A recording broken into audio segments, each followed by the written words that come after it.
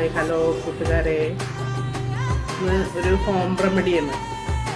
നിങ്ങളിത് കാണണ്ടല്ലോ അല്ലേ? ഇത് കറ്റാർ വാഴ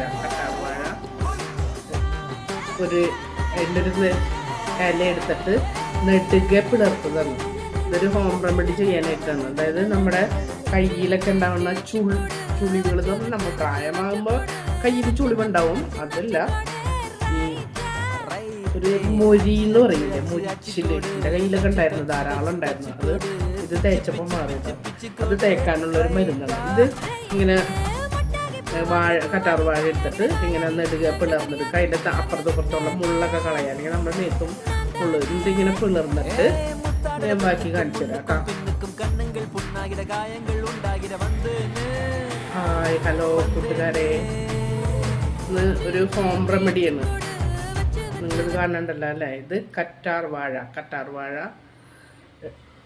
ഒരു എൻ്റെ ഒരു ഇല എടുത്തിട്ട് നെടുകെ പിളർത്തതാണ്. ഇതൊരു ഹോം റെമഡി ചെയ്യാനായിട്ടാണ്. അതായത് നമ്മുടെ കയ്യിലൊക്കെ ഉണ്ടാകുന്ന ചുളിവുകൾ എന്ന് പറഞ്ഞാൽ നമ്മൾ പ്രായമാകുമ്പോൾ കയ്യിൽ ചുളിവുണ്ടാവും. അതല്ല, ഈ ഒരു മൊരി എന്ന് പറയില്ലേ, മുരിച്ചില് എൻ്റെ കയ്യിലൊക്കെ ഉണ്ടായിരുന്നു, ധാരാളം ഉണ്ടായിരുന്നു. ഇത് തേച്ചപ്പോൾ മാറിയതാണ്. അത് തേക്കാനുള്ളൊരു മരുന്നാണ്. ഇത് ഇങ്ങനെ കറ്റാർ വാഴ എടുത്തിട്ട് ഇങ്ങനെ നെടുക പിളർന്നെടുക്കുക. അതിൻ്റെ അപ്പുറത്തുള്ള മുള്ളൊക്കെ കളയുക, അല്ലെങ്കിൽ നമ്മുടെ മേത്തും മുള്ളു ഇതിങ്ങനെ പിളർന്നിട്ട് ഞാൻ ബാക്കി കാണിച്ചു തരാം കേട്ടോ. എന്നിട്ട് അതിങ്ങനെ പിളർന്നിട്ട് കാണില്ലേ, ഞാൻ കുറച്ച് കാപ്പിപ്പൊടി വെറുതെ ഇങ്ങനെ തൂവിക്കുന്നു.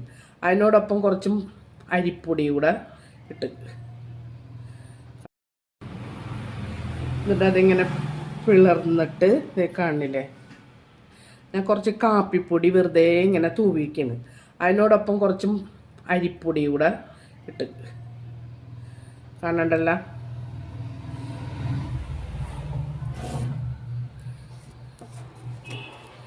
അതുപോലെ തന്നെ ഒരു തുള്ളി തേൻ,